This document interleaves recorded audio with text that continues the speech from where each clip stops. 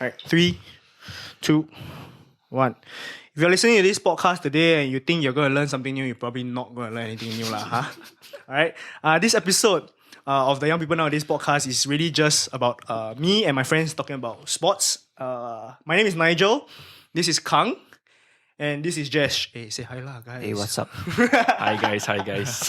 Yeah. Okay, so this is just a little mini segment within the podcast that we just talk about shit, mainly focusing about basketball and soccer. The reason why Kayong is not here is because Kayong only really watches the UFC, but I watch basketball, soccer, and American football as well. So this is just me sitting down with people that know about this shit lah. And okay, just before we start off, I'm gonna add in a little call to action here. I realized that a lot of you that watched the first video podcast did not subscribe. So please help a brother out, subscribe, so that I can stop posting on Instagram and reminding you that my new video is up. I really don't like doing this type of things lah. But no choice. Nobody subscribed, so I need to keep on pestering you guys. Alright, boys, let's get this show on the road. Cheers, boys. Hey, cheers. Alright. So what was the first topic we're going to talk about? What do we have? Let's just jump straight into basketball. Yes. The question is, who is the GOAT? We're talking about NBA basketball here, huh? It's Jordan, bitch. No. Jordan's the GOAT. It's very obvious. I don't think it's even close, to be honest. Like, why do you think he is the GOAT? What is the argument for it? Okay, so I think when you talk about GOAT, right, there's a few different ways to look at it. Some people look at the accomplishments, the stats, everything. Then some look at the peak performance, right? So some people think that GOAT is during their best peak performance, who is the best. So I think that when it comes to this view, right, maybe people like Kobe, all these, they will come in. Because to be honest, Kobe's stats is good for NBA legend, right? But when you talking about the top of the top, right, it's really not really that up to par lah. But you talk about his peak, his absolute peak, where he goes on like 9 game 40 point scoring streaks. I think his peak is very high. Yeah, but if you look at accomplishments wise, there's a lot more people that we have to put in front of him lah. I'll say, I mean LeBron, obviously, he's getting there, his accomplishments, but Jordan's the GOAT. As in, I think maybe before we start, we both need to, or before we start, we maybe need to come into terms that we agree that without a doubt, it's Jordan and LeBron as the 1-2. Because there are some people that don't agree that Jordan and LeBron is the 1-2. Wait, is it catchy?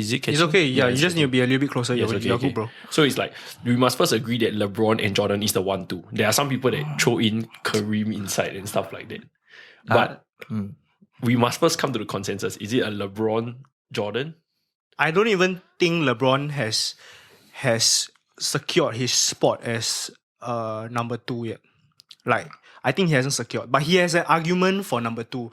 I don't see a way whereby you can make an argument for him being number 1, based on the fact that if you look at the raw numbers wise, right, the only argument that LeBron has over Jordan is longevity, because he did it over a longer period of time, right? Honestly, nobody has performed at these kind of levels after being 17 seasons in the NBA. Fucking ridiculous. Honestly, really ridiculous. And I understand why people can think like there's no way somebody that could be better than LeBron James. Especially now when we started watching basketball, like there's no way somebody could be better than LeBron James. But if you go and look back at like the history, the stats, and you see that that MJ has 5 regular season MVPs, 6 finals MVPs, I think is it 9 or 10 scoring champions. 10 scoring champions. Like he led the league in scoring 10 times.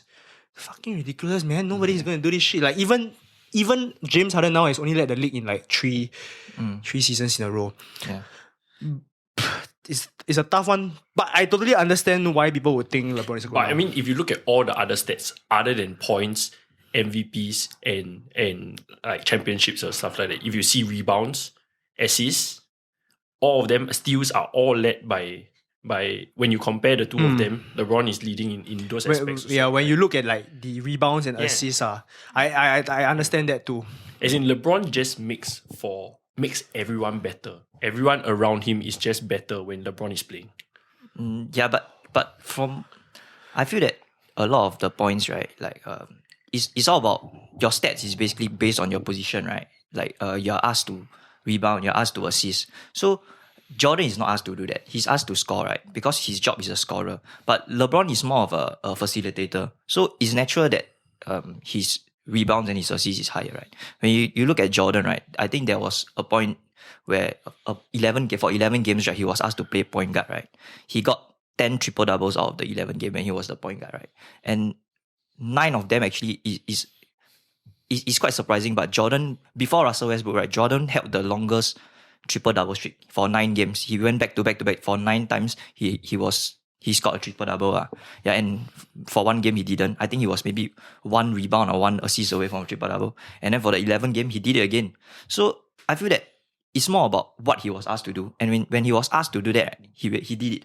Right. And a lot of, I think LeBron's argument is, yes, he has the longevity stats. He has more points in total than Jordan, more rebounds, more assists. But so does Karl Malone. And no one ever says that Karl Malone is a better scorer than Jordan. That's true. That's a good point there. Yeah. Okay, so I think it's a hard argument to make, but Kang, do you agree that LeBron is top 5 all time?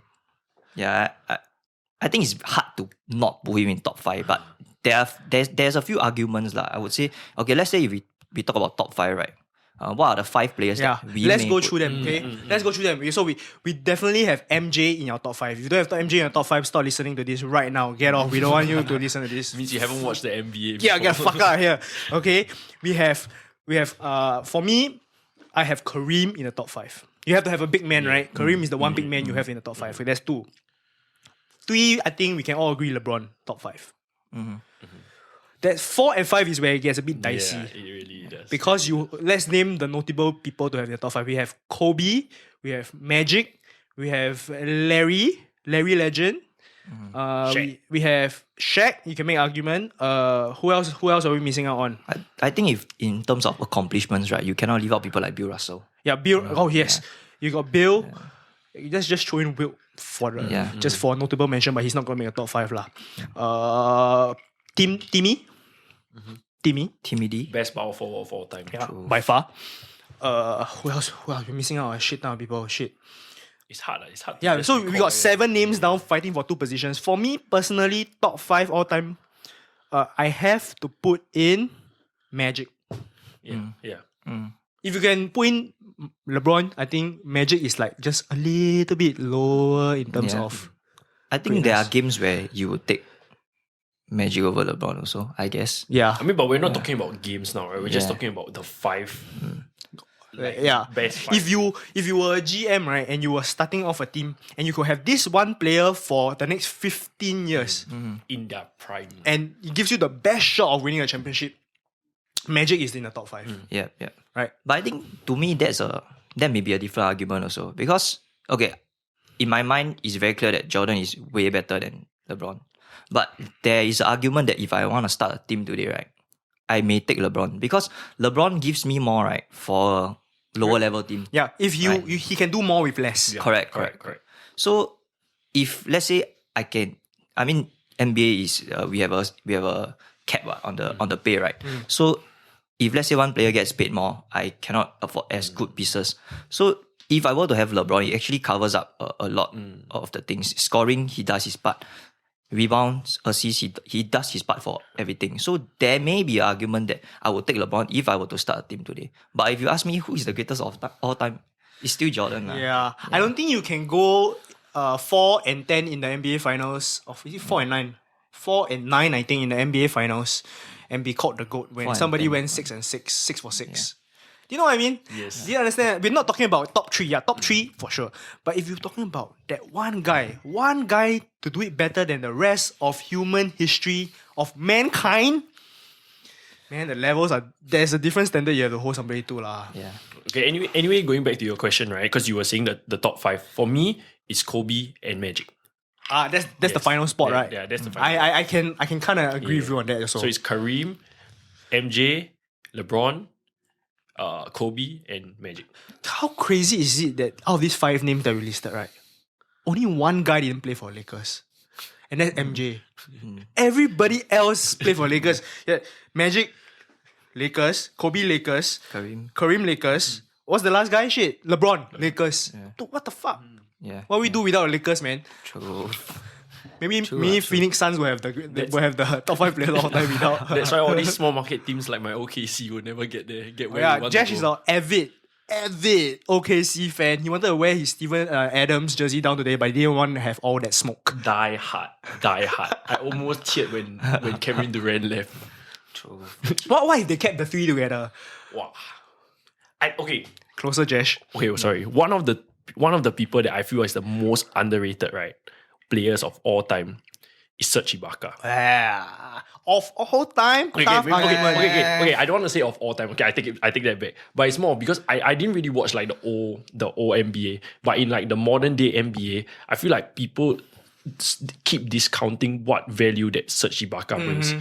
Toronto doesn't win a championship without Serge Ibaka. That's true. I agree with that. But Toronto almost wouldn't have never won a championship if they didn't have like that main core of 8 guys. Right? That Kawhi put them over the top. Plus, they had a little bit of luck with injury. That's true. No, so that's why, right? I always feel like when you see the NBA, right? I mean, the big players will always get you the stats. But usually, right, if you see every single championship team, it's always somebody outperforming their salary. And it's like for the Toronto team, it was Fred VanVleet. Yeah, that's Right? true. Last time in San Antonio was what? Boris Diaw. You still remember Boris Diaw? that bad man. He looks like one of those Haketiao people with that beer belly walking down the street. Boris Yeah. Diaw. Dude, he's passing sick, bro. He can make those stuff like behind the back passes. Then he after run back down, you knock into like his fat ass belly looking like that Scalabrini, that white mamba body right there. Go like, what the fuck? This guy is damn sick. And then Pop was like, give me that guy. Give me Boris Diaw. Okay, what are the most underrated players of all time? I got a list of most underrated players of all time for notable mention. We have AI, right? A little bit underappreciated. Like people forget how good AI was. We have Scottie Pippen, right? Pretty underrated. That's mine. Right? We have Derrick Rose. But Derrick Rose is more like what if he didn't get injured? Right? Agree. We got we have but I have a list of people that are what if they didn't get injured also, but they also kind of seem to fall within this category of being underrated. What about T-Mac? Right, we have T-Mac. We have people don't give Dwayne Wade enough love, but he got championships lah, so I guess. Yeah, but okay, so who else? For me it's AI. For me, I think it's Charles Barkley. Barkley. Charles Interesting Barkley pick, yeah. is very underrated, I feel. Especially you talk about it nowadays, right? I think people place very big emphasis on winning a ring. So as long as you don't win a ring, right, there's almost no chance for you to get into the top 10 conversation, right? And that's where I felt You gotta show them the shirt, man. Wearing a Charles Barkley shirt, right? Yeah, they want one wear Jordan, the other one don't dare to wear a LeBron shirt. I'm rocking the Chucky Chuck right here. so you look at the sports shows now, the one with Shaq and Chuck. So he always gets disrespected. No one, I think people nowadays don't even feel that he's a good basketballer. But when you look at that time, he was one of the best. He's the OG Zion Williamson, bro. Yeah. So he scores very high numbers, 26 a game. Then he rebounds over 10. So he was actually very, very good. But actually, you look at the list that you mentioned, right? A lot of them, we don't talk about the injury list, but I feel that a lot of people that were underrated, right, is all belongs to the Jordan era. Yeah, because they got killed by Jordan in the... Right, exactly. And that's one argument that what made Jordan so great as well, is because he killed all these legends on his way to getting the 6 rings. Not just that, what other players did he defeat? He defeated Karl Malone twice. He beat Shaq and Penny when they were in Orlando. He beat... He beat Magic. He beat Barkley for one. There's one more he beat because that's 5. 2, yeah, that's 5. Stockton. That's twice. That's the Karl Malone and Stockton twice. Shit, I can't remember the last one. Oh, Gary Payton and Sean Kemp. The glove. Supersonics. Yeah. Yeah. Oh yeah, the glove is one of the probably the most underrated players as well. yeah. The glove. Yes. The glove is who can be equated to the glove today? I think who is a defensive beast. And the first name pops out of my head is Kawhi, I guess. Actually, not really. I feel like the glove is Patrick Beverley, right? But with offense. And with size, Yeah. with more size. He could take you down in the post also. And not being a complete dick. That's true. I hate Patrick Beverley because as you know, I'm a diehard OKC fan. That's true. But yes, anyway, right? I feel one of the points to argue why LeBron is actually the GOAT, it goes back to these underrated players because my most underrated player is Scotty. Yes. Right? Good argument there. Because they always like, if you see, right, the year that Michael decided to, hey, I want to go play some baseball. If you see the next season, the team, the Chicago Bulls, only lost two more games in the following season. And that was with Scottie Pippen as the number one. So if, for example, Scottie Pippen can bring the Chicago Bulls to a record that only has 2 less wins, then it begs the question that maybe Michael Jordan is expendable. Right? If Scottie has been so underrated, that is maybe why Jordan is overhyped. Because people keep playing down the fact that actually Scottie played a key role in all the 6 championships also.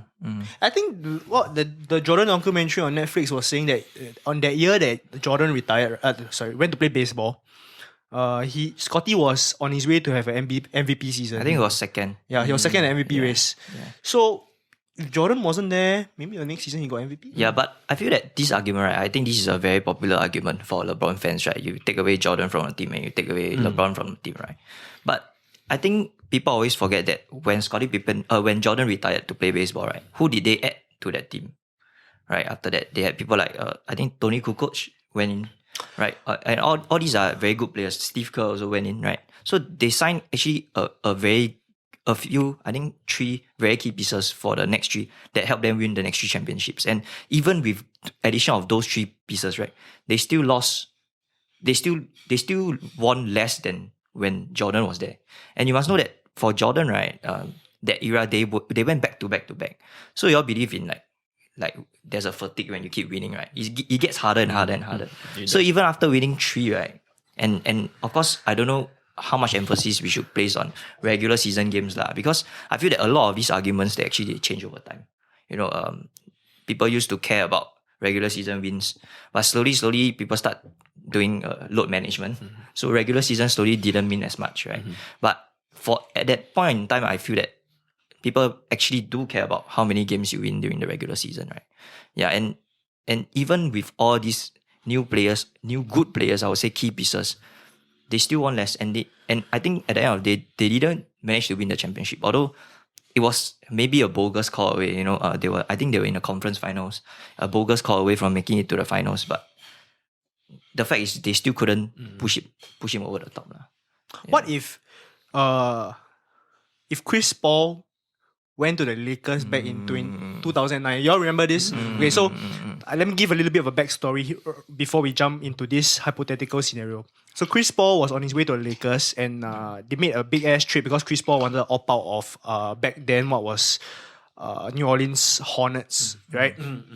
And then the reason why that trade didn't happen was because the NBA at that time owned the Hornets, and so David Stern, the NBA commissioner then, rest in peace, brother, he vetoed the trade basically because he wanted to keep Chris Paul on his roster. So there's a ton of theories why he vetoed the trade. The first was because the NBA wanted to keep the value of the Hornets. By having Chris Paul on their team, they could sell the team to a potential buyer for a higher price. Second is he did not want to build a powerhouse in the NBA and like have the Lakers win 3 in a row again, which it's a bit like the Golden State Warriors. Yeah, so correct. So NBA being the owner had that choice to veto it. But okay, so if they didn't veto it, this would have been the trade, okay? Lakers would have gotten Chris Paul, but at the same time, the Lakers would have lost Pau Gasol. So Pau Gasol would be going to Houston to replace Yao Ming. Right? So then now you have Chris Paul in his prime, Kobe at the tail end of his prime, and Kobe just won 2 championships before that. So Kobe might have won. What if Kobe won like 1 or 2 more rings with Chris Paul and then he ended up with 7? Do you think he would be better? Do you think he'll put him over LeBron? I think if he won 7, right, and Kobe ended up being the MVP for 2 of those chips that they won, right? So total he will have 4 MVP finals, 7 rings. I think that puts him over top LeBron. I don't really like to talk about hypothetical lah, because it's we very have hard. to, bro. Yeah, it's very hard because when you can make the argument, Kobe played with Steve Nash also, right? Which is a very good passer. That's actually what I wanted to bring up. Steve Nash and Dwight Howard. That was supposed to be the big So trade. that was the trade that they did after they couldn't get Chris Paul. Yeah. So and look at how that turned out. and look at how it turned out. So I think hypotheticals is a very hard argument to put. Like people always like to say, oh, what if Jordan didn't retire? Maybe we would have won 8 rings, which I don't think so. But it's always very. I feel like it's a cop out lah. If we start talking about hypothetical, But do I think Kobe would have won more with Chris Paul?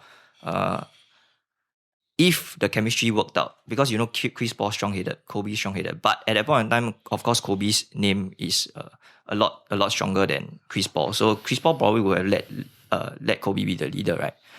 I do think Chris Paul will be a better suit than Paul Gasol to Kobe. So probably. But I remember at that point of time, it was still a very big man's game. Right? In the Kobe era, it was still the Bynums and the Paul Gasols, right? Yes. So like it makes sense maybe now in this era where you have like a Chris Paul and Kobe combination. But in that past, right, if you don't have a good big man down low, not every team is a Houston small ball with PJ Tucker at 5. Because right now, if you were to say like, would you rather have Dwight or CP3, people will say, yeah, for sure, CP3. But people don't remember like last time, Dwight was like in the MVP conversation and like people was like, shit, is he like the top 5 big men of all time? Now we know he's not lah, for sure. But back then it was like, damn, this guy can rebound, can defend. Like you can't go in the paint if you play against the White. But yeah, which brings me back to the point. Brings me back to the point. Brings me back to the point, right? Why Jordan is the GOAT. Right? When during an era where people feel that no guard can lead a team to victory, right? Every team that won before that always had a star big man. But Jordan won 6 without a star big man. What if you gave Jordan Shaq, man? Right. So people always feel that Jordan won. I feel that the argument against Jordan is always he played against scrubs. Right? You always had to downplay his competition because his accomplishment is there. You cannot take away his accomplishment. So you had to downplay his competition. It's a bad argument, I feel. I think there is an argument because if you already see, right, the two times where when Jordan came and started his three-peats, right, that was a time where there were new additions to the NBA. They brought in like Heat, Timberwolves. Those were new teams. No, but he had to beat studs in the finals. Yeah. Legends in the finals. Every finals he went to, he beat a legend. Okay, that's true. And he never went 7 games. Yeah, and all those, if I remember correctly, Jordan beat the most 60-win teams on the way to the finals. He beat the most, I think second most 50-win teams. I think Kobe was first for that. So it's not really fair to downplay the competition. A lot of people like to compare, what if who played today, what if the players today played in the past, he will score how much, but it's all hypotheticals, right? If we make an argument based on this, I feel that there will be no conclusion, because it's always hypothetical. What if LeBron had Phil Jackson, all these kind of things, right? Then people always like to make this argument, what if? But we talk about now the facts, what happened already happened, right? I feel that it's a tough argument. What if LeBron plays till he's 45, wins another 4 rings, and out of the 4, he gets another 3 NBA Finals MVPs? That puts him at 7 NBA Finals MVPs with 8 rings. No, but all the Jordan fans now, what they're saying is that he's not the number 1 guy. Now everyone's saying that AD is the number 1 guy, and that's why there's always an asterisk to all his championships. That's the main problem. Come on, AD wasn't the Finals MVP. Yeah. Come on. I don't believe in the asterisk thing. I feel that you win a championship, you win a championship. It's so hard to win a championship, right? It's so hard. Like how many All-Star teams couldn't even win a championship, right? Talking about like asterisks, dude, it's harder to win in the bubble than out of the bubble if you really think about it. Right? You have, there's nothing to distract you. You can only just double down and focus on the game. You have for the most part, you didn't have family members. You couldn't get out and be like Lou Williams, get some wings in Philly. But I think it's even tougher to win in the bubble lah. Actually, I feel it's the same, because everyone goes through the same thing, right? I mean, talk about competition, it's always relative. Correct. So you have to be stronger mentally to win in the bubble. That's what I'm saying. Like that's the way I put it, right? Yeah. Correct. You have to be more dedicated to the game. Because everybody Daniel now. House. Sorry? Not like Daniel House. What he do? He sneaked in like No, it was the girl that was doing the COVID swab test. He asked her what he was doing after. And then he got kicked out of the bubble, right? I have no idea. I just know he couldn't play. But by that time, I think Houston was on the way out already. He is from my school in Texas A&M. You know, Daniel House is from Texas A&M. And so in the NBA, right, there's Alex Caruso from Texas A&M, Daniel House from Texas A&M, Chris Middleton, DeAndre Jordan, and these are the four that I think I can come out of the head. But yeah, usually the Texas A&M players, right, all the undrafted people, and become the bald eagle. Oh yeah. Anyway, hold on. I need to put in how. All right, this is time for me to put in a mini sponsor. Can you help me grab the mace? Can you let me know? Can you let me tell them how this mace feels like? Wow, it's actually surprisingly heavy. Yeah, especially at the bottom, this ball. Yeah, it's only 4 kg, guys. It's actually damn heavy. Yeah. When I hold it didn't feel like 4 kg. But how do you use this? Okay, so if you are listening, you probably watched previous episodes. Okay, so this is from a guy that does training, and his name is Jared. He's from BlackCatMovement. I'll put the link to his Instagram page and his YouTube page in the description below for the YouTube and the description of the Spotify podcast. But yeah, basically he teaches you how to do unconventional training to prolong and fix your body. Like every time we go to the gym, sometimes we finish gym, we don't feel that great, right? It's probably because there's some kind of imbalance in our body, and we are doing something that our body is not used to. But this right here is very primal. This here a couple hundred years ago was a weapon used to kill each other, which you can really imagine. Now if you put some spikes on this will be something you will see in video games. But yeah, so this is something that he will teach you. He'll take this and he'll swing it. He'll teach you how to swing it around your head, which is kind of interesting. So if you head down to his Instagram page, you DM him, he will give you a free body analysis. And if you quote young people nowadays, actually you got to quote young people nowadays, he'll give you a free body analysis and a couple of tips on how you could prolong, your health, and give you a couple of bodyweight exercises that you don't have to hit the gym to. You can just do it at home. Yeah. So interesting guy. Check him out. Our one and only sponsor. All right, back to the show. Okay. What other topics do I have here?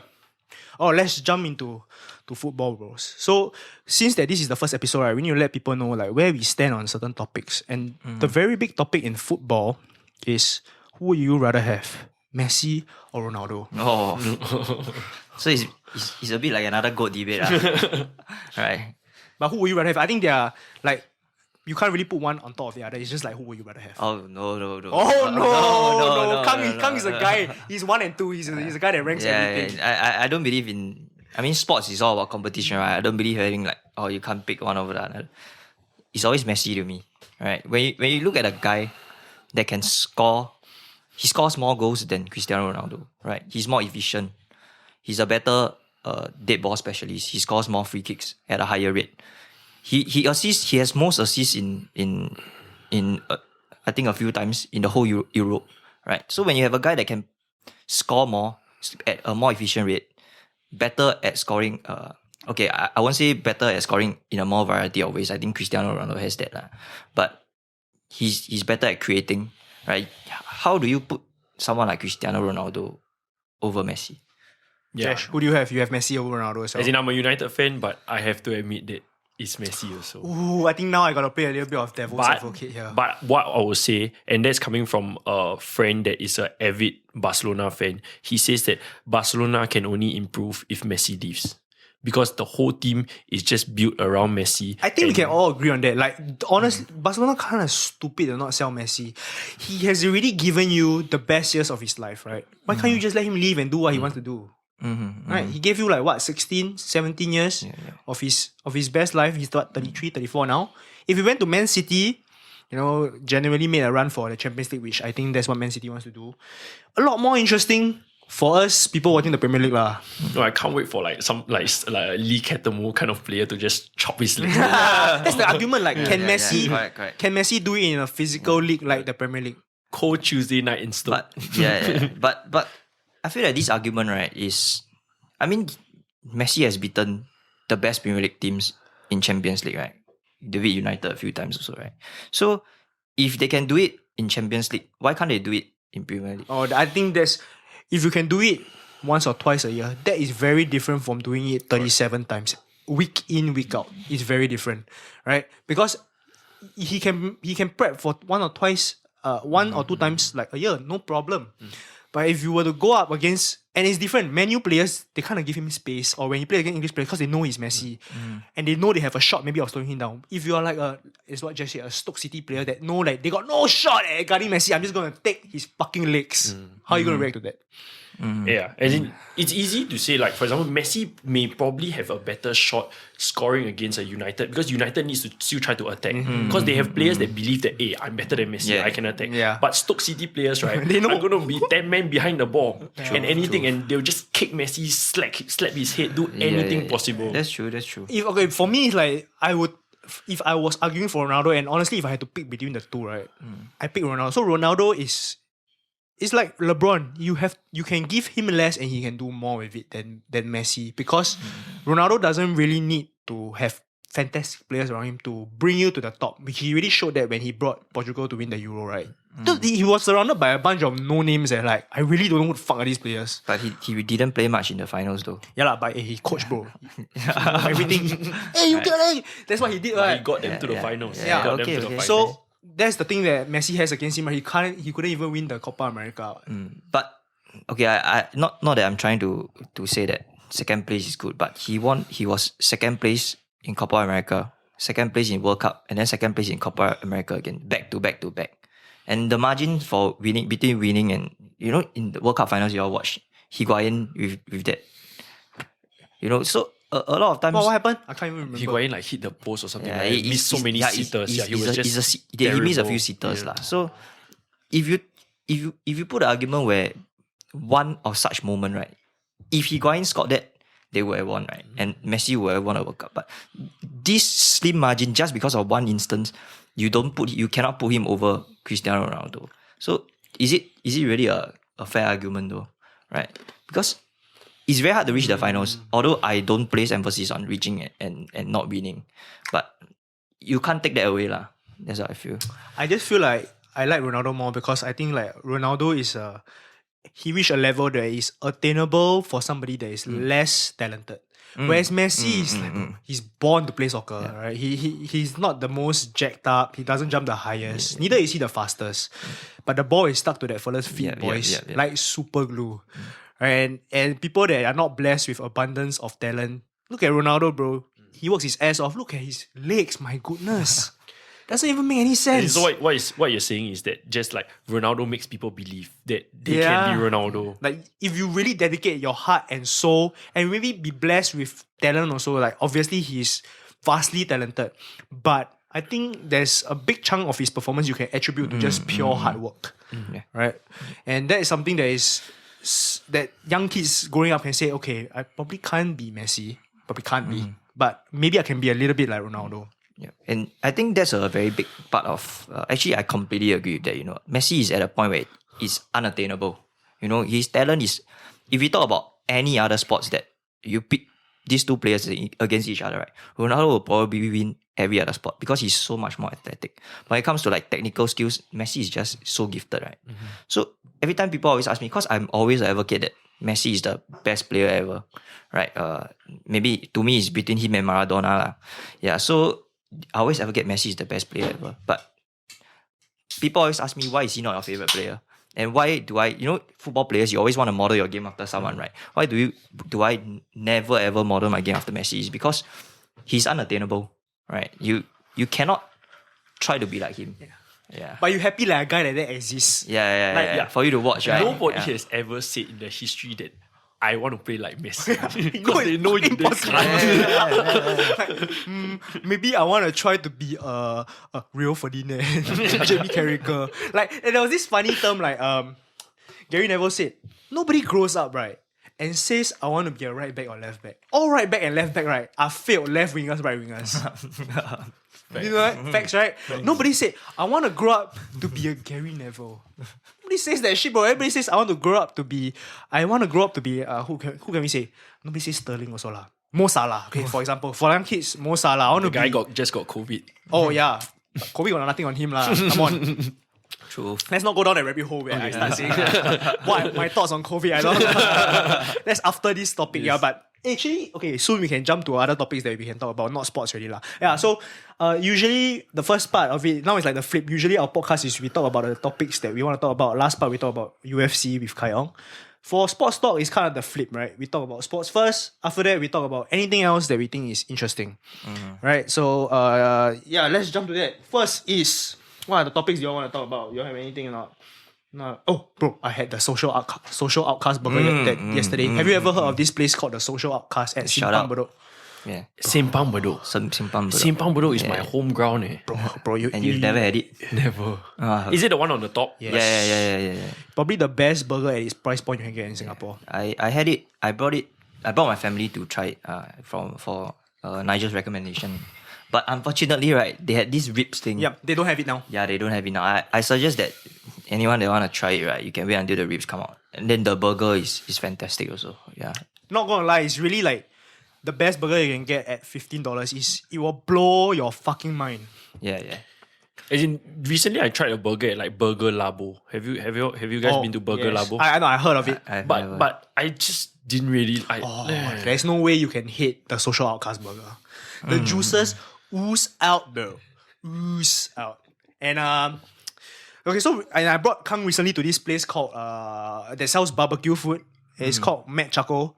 Also very good, but it's in the industrial area. You might want to check them out on Instagram. They do like barbecue meats. It's not like your typical Western store where they sell chicken cutlet. It's a bit like a Texas style grill. Yeah, barbecue. but it's also fantastic and very cheap. It's Yeah, like yeah. $25 for a side of chicken, beef, and pork belly, and then 2 sides. And the mashed potato is fucking awesome as well. Yeah. All right. What else? Oh, bro, and we can't go without talking about. I know you two like to talk about this shit also. Biden and Trump. How about that? Oh, no. How about let's go down that rabbit hole? No. This is wow. You got me fired up, man. You got me fired up.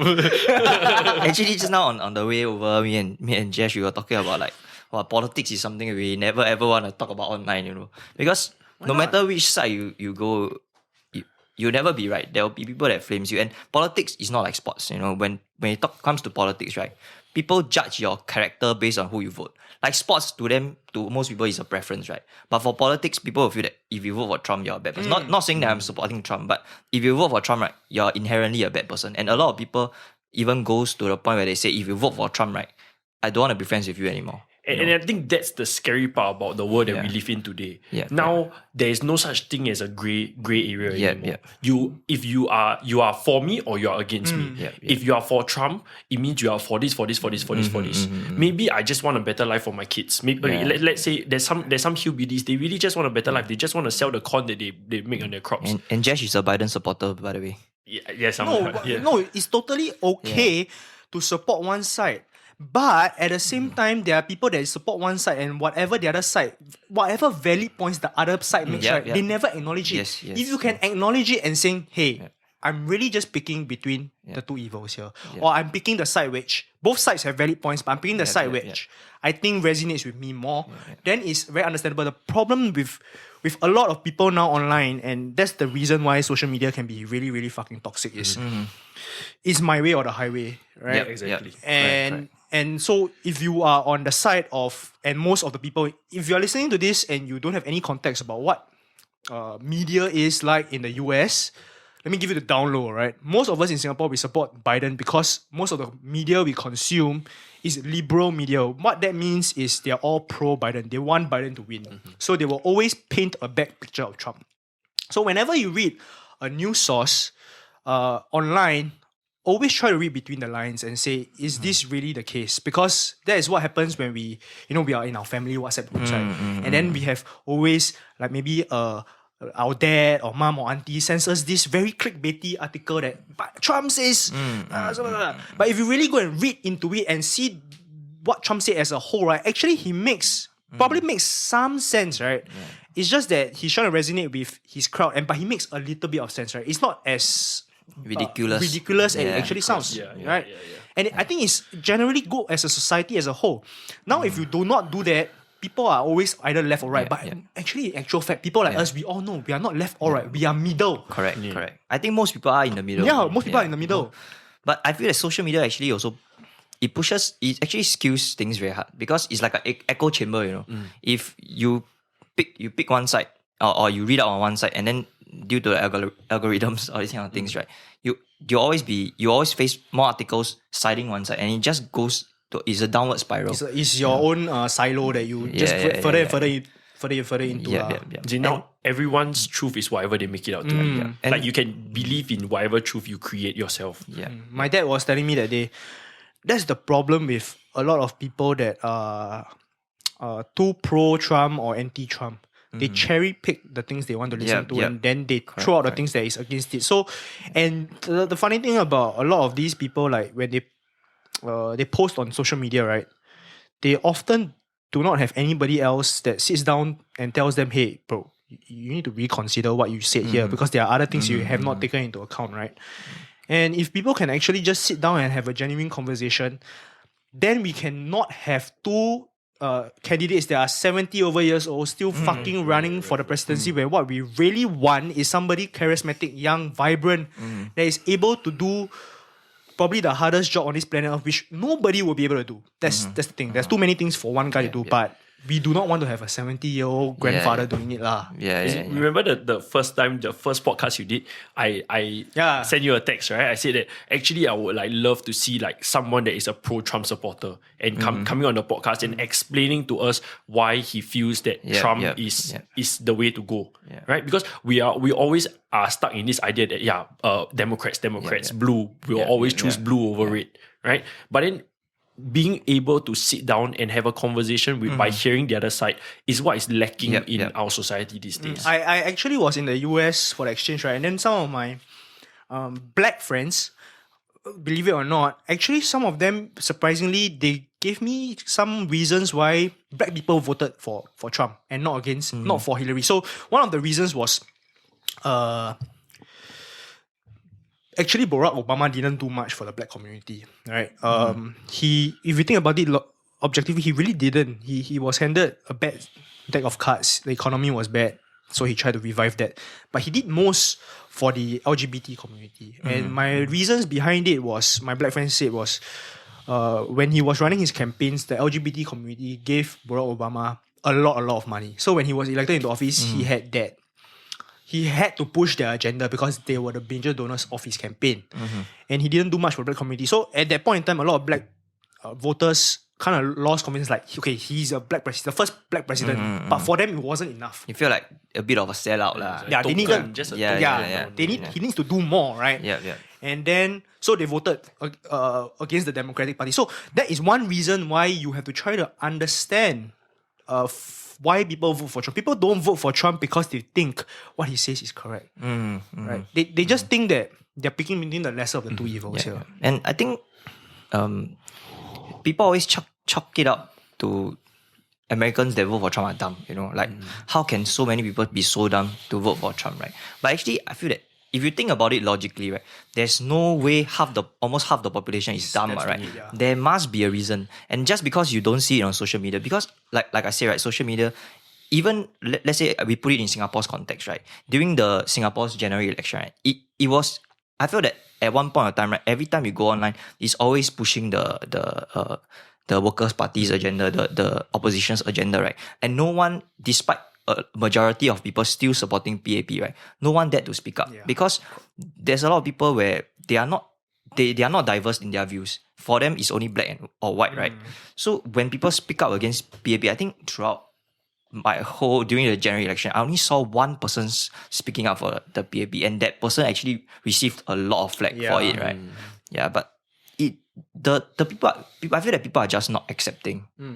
Like there are some things you can't defend. I feel that when people they pick a side, right, they ignore all the bad things about what the Worker Party did, right? But they everything that the PAP does is like amplified, right? You look at it in the US media, at least from the media that I consume, right? I don't see much being talked about Biden, Hunter Biden and his maybe fraud, and there were like and there's a bit of there's some, okay, maybe it's unproven, but there's some link between him and Joe Biden receiving the money, right? But I feel that if that was Trump in that position, right, Trump would be beaten to death. Yeah. Right. Yeah. Again, I think we just want to highlight that by no means we are Trump supporters or like whatever. Like I don't know whether Kang supports like Biden or Trump, but I think what we want to say throughout this entire podcast is that we want to highlight that you need to see both sides of the story. Yeah. And people constantly fail to see both sides of the story. And that's the problem that in this world today that we live in. I mean, looking at Reddit, last time in the Singapore general elections, if you look at Reddit, right, you would think that the Workers' Party is going to have the majority. Yeah. They're gonna be the new PAP.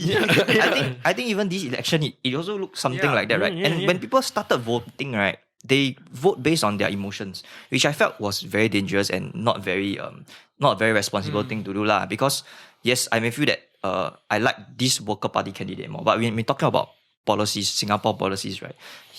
It's not something where I like this person more or he's funny or like I feel that a lot of them are trying to appeal to what the public likes, you know, It's maybe it's identity politics. Yeah. So this person outright supports LGBT community. I have nothing against LGBT community, you know, but just because this person outright supports LGBT community in a time during a pandemic, all these kind of things, right? Should that be our focus, right? Should we have someone that, of course, during peacetime, right, when everything is good, yes, we can have more agendas like that, right? But when the focus should be reviving the economy, all these kind of things, right? We can maybe have more people that focus on what PAP has done that is good, rather than just solely over the small things you just keep on beating. No, PAP should have like this new team that is called Stay Woke. And all they do, right, is push woke agendas, and then they will win by a landslide the next election already. Like, I was saying that PAP, I think, kind of realizes shit. They need to be more. I hate this term, but be more woke, right? The reason why, okay, let me just paint out why I hate this term more. Because woke is too binary. You either woke or you are unwoke. When in actual fact, it's the same thing. You are not left or right. Everybody is woke on certain issues and unwoke on certain issues, and that is their right. Because there are certain issues, whether it be religion or just the way you feel, you want to stay unwoke. But the thing is now, when you come out and say something that the woke community or the far right community, the very liberal community says, shit, that is not acceptable. Like, you cannot say that.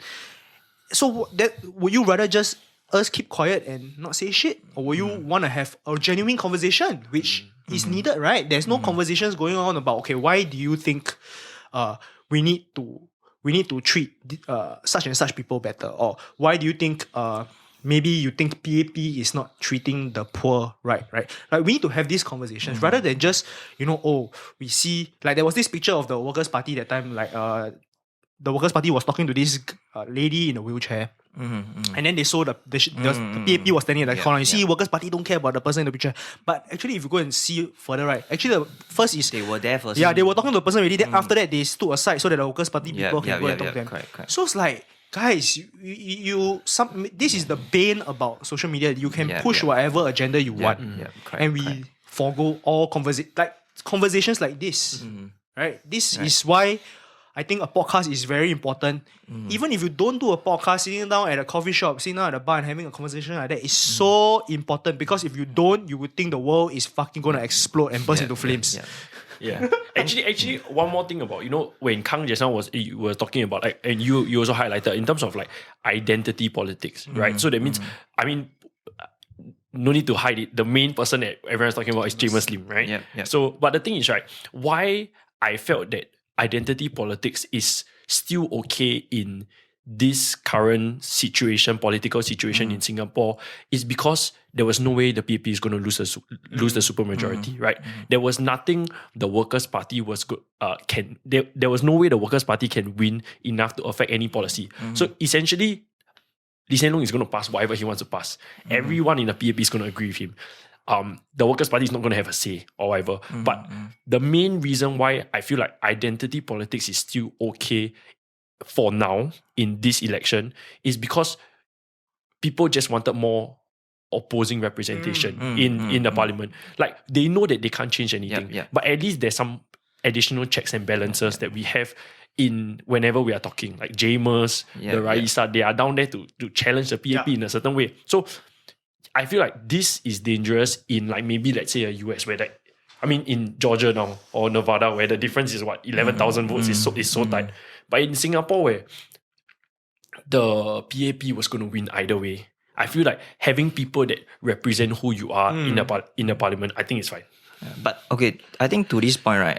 I think during the past generation, it was a very big thing because even for me, I initially I'll just disclose. I voted for PAP lah. Yeah. So even for me, when I initially wanted to vote for Workers Party, right? Because to me, in my mind is I always want more opposition in the parliament because I feel that it's always good to have balance and checks, right? No matter even if I feel that PAP is the better party, as long as there's more balance and checks.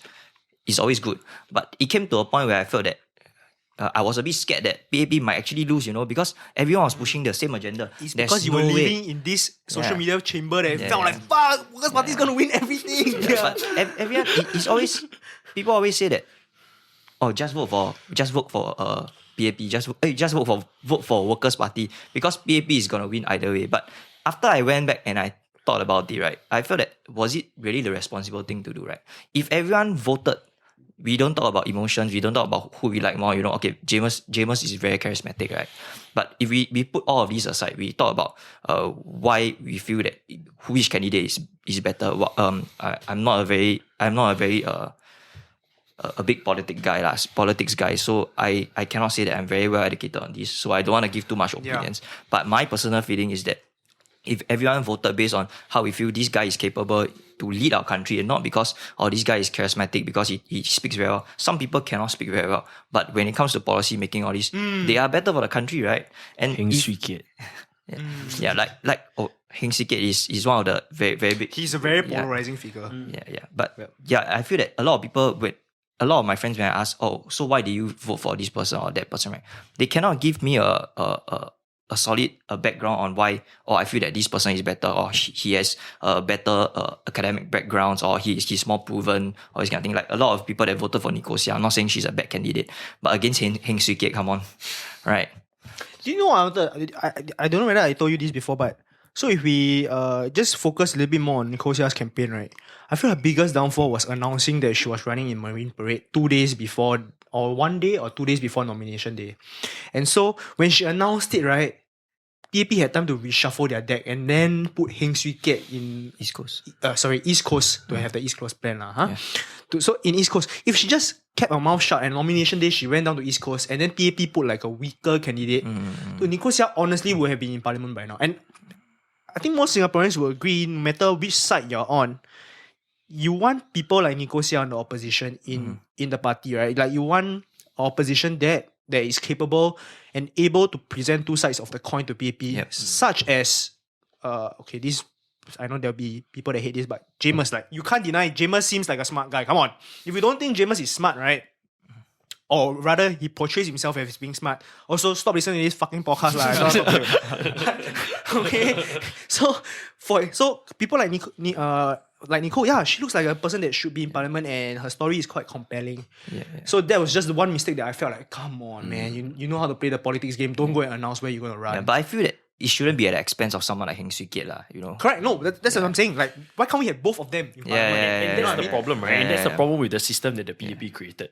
So now the day my friend in the US, right, he was asking me about like the whole Singapore political situation. I gave the analogy of, fun fact, LeBron bringing 4 cats to the NBA finals. That is essentially what this whole GR system is.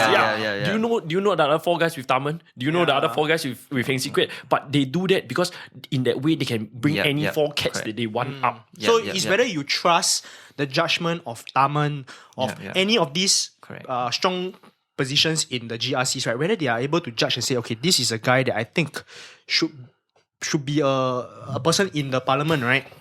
And so, I think so far PAP hasn't done anything for us to go and doubt like their judgment, because so far their track record has been pretty, like, not perfect, but as good as you probably can get, right? And so, like, I think, the next election, right? Already, rather every election from now on, where social media is going to be a very, very big thing. Yeah. They should just start a woke PAP Instagram page and start posting shit about. And then, bro, very easy to change the narrative. One, you control almost all the all the media outlets. You control Straits Times. You control CNN. You control everything, bro. You have all the channels. Literally, you just who is fucking you up, right? Is people with their handphone walking around and then taking photo, and then it goes onto like maybe some kind of woke Instagram page by some Singaporean, and then it goes viral. Dude, very simple. Like, I feel that their PAP just doesn't know how to play the social media game. They haven't reached that. Like they are very old, or they're very outdated now, and they need to evolve. And I think they've woken up. Like, Yeah. they're like, shit. This is this is something we didn't see coming during this election, right? Yeah. Alright, guys, we're at an hour. I think it was a damn good podcast. We should keep on doing we should keep on doing this. Yeah. Okay, anyway, I think an hour is I think we got some quality stuff. Let's put an end to this episode. But okay, if you got to this point, right, and still listening, not many of you, help click the subscribe button, please. Help click the subscribe button. It really help a lot. Okay. Thanks, Kang. Thanks, Jess. Hey, That's all. thank you. Thanks again for having Always us. a pleasure to be here.